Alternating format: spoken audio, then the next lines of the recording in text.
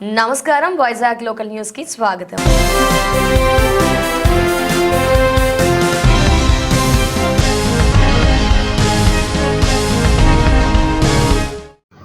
విశాఖ జిల్లా పెందుర్తి రాష్ట్ర వ్యాప్తంగా జరిగిన సార్వత్రిక ఎన్నికల్లో జగనన్న అందించిన సంక్షేమ పథకాలే వైసీపీ ప్రభుత్వానికి ప్రజలు పట్టం కడతారని వైఎస్ఆర్ కాంగ్రెస్ పార్టీ జిల్లా యువజన విభాగ అధ్యక్షుడు మజ్జి రఘుపాత్రుడు తెలిపారు.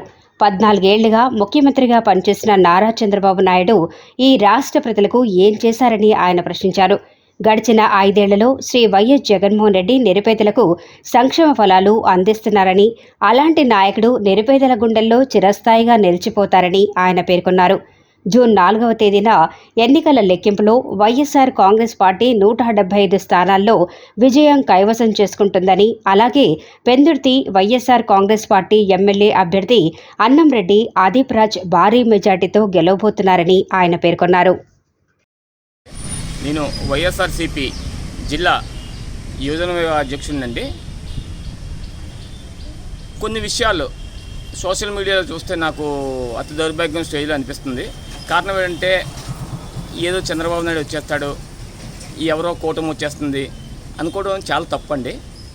కారణం ఏంటంటే మొన్న జరిగిన 13వ తారీఖు ఎలక్షన్స్లో ఏదైతే మేము బయట నుంచి చేసుకున్నామో మీరు లోపల నుంచి చేసుకున్నారు, మేము బయట నుంచి చేసుకున్నాం. అంతా జనాల గుండెల్లో మా పథకాలు అయితే ఉన్నాయండి.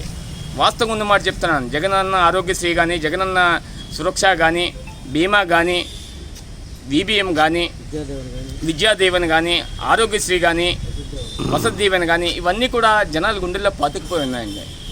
దీన్ని మీరు ఈ పరిస్థితిలో కూలగొట్టలేరు. గత రాబోయే 30 సంవత్సరాలలో కూడా మీరు కూలగొట్టలేరు. అందులో ఎటువంటి సందేహం లేదు. కాకపోతే అంటే మీరు గెలుస్తారు అన్న నమ్మకం మీకుంది. ఈరోజు మేము గెలుస్తామన్న నమ్మకం మాకుంది. కాబట్టి నేను ఒకే మాట చెప్తున్నాను. మీరు గెలుస్తారన్న నమ్మకం మీకుంటే మీరు 14 సంవత్సరాల్లో మీరు ఏడ్ చేశారు, 5 సంవత్సరాలు జగన్మోహన్ రెడ్డి ఏడ్ చేశారని చూడండి ఒకసారి. దీంట్లో ఎటువంటి సందేహం లేదండి. కానీ నేను వాస్తవంగా ఉన్న మాట మాట్లాడుతానండి. లేని మాటలు ఏమి మనం మాట్లాడే అధికారం మనకు లేదు.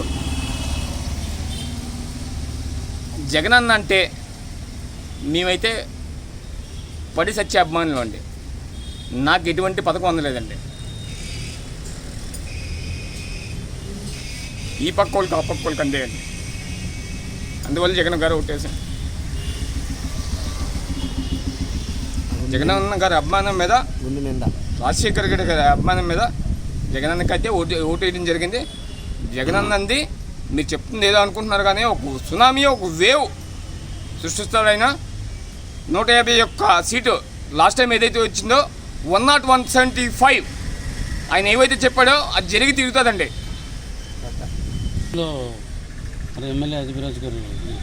సార్ మీరు అడుగుతున్న క్వశ్చన్కి ఒక ఆన్సర్ ఉంది సార్ నా దగ్గర కూడా.